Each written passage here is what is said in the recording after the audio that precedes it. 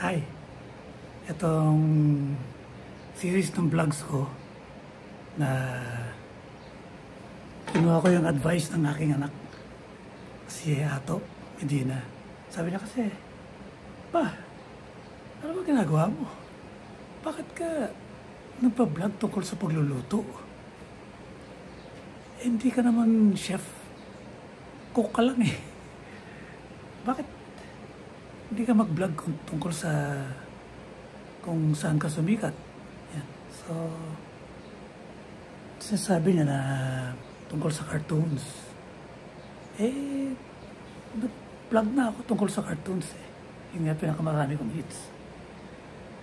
Kaya lang, limitado yung pwede kong gawin pagka nag-vlog ako tungkol sa cartoons. Yun ang sabi ko sa kanya. Sabi niya, okay, gumawa ka na ng vlog tungkol sa caricatures, tungkol sa charcoal painting, chinarcoal paint ko yung pamilya niya.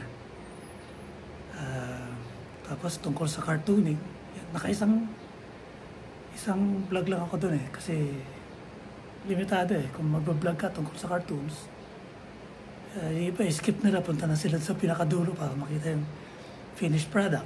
So sabi niya, bakit hindi mo i-vlog yung tungkol sa comics mo? Yan. Kasi maraming vloggers eh, meron silang libro, kahit isa lang yung na-publish na libro nila. Yun lang ang laman ng vlog nila eh. Pinag-uusapan lang tungkol sa chapter 1, chapter 2. Sabi ko, oo nga no. So sige, tungkol sa unang vlog ko, sa series na to, eh, pag-usapan natin yung latest book ko. Book 33. Okay? Kasi ang dami kong storya na mga 40 books meron ako eh. Meron pang mga spin-offs ganyan. Na ang lahat eh. Pwede nating pag-usapan. So ito, pag-usapan natin yung nilalaman ng Book 33. Alam niyo ba na bukod sa the usual, mga nilalabas ko sa mga books ko, nandiyan yung mga politiko, nandito si Aguirre, nandito si First Lady, si Bongbong, si Lenny, nandito lahat yan. Bukod sa kanila, may mga guests ako dito. Nandito si Thanos, nandito si Richmond Valentine, nandito si Maki Pulido.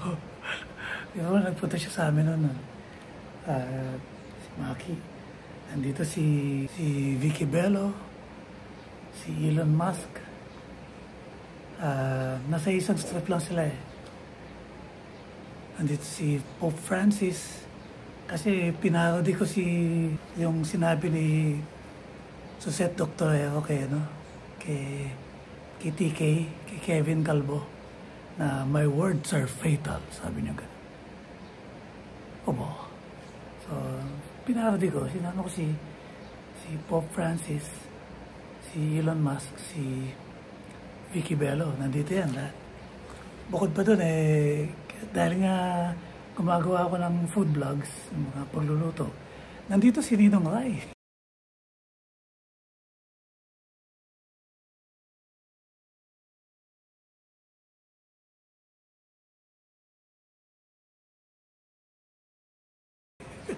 Sinama ko si Ninong Rai dito.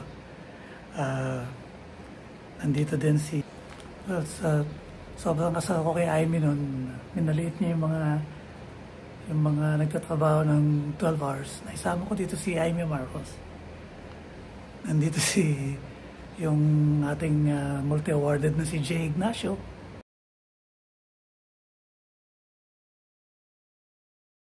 Tapos, siyempre nandito yung First Lady. Sobrang inis ko, gumawa ako ng sarili niya strip. Nandito si Larry Gadon, although hindi ko din si Larry Gadon. Sinama ko siya sa isang strip tungkol sa kabobohan. Naisama ko si Kuya Kim.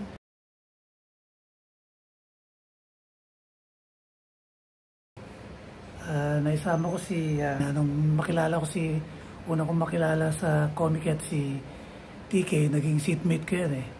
Sinama ko dito series ng Tarantado Calvo na mukhang itutuloy ko pa eh, yung mga guestings niya.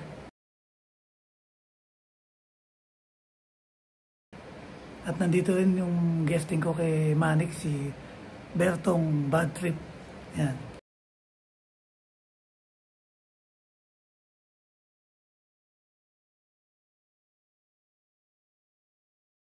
Nandito lahat yan. Yan sa Book 33. Sa pinaka last page nga, naisama ko pa naiparody ko pa si Igan.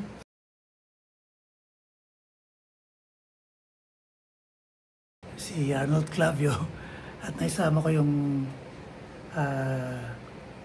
dating asawa, isa sa mga asawa ni Erap, na si Laarni Enriquez. Yan, nandito lahat yan.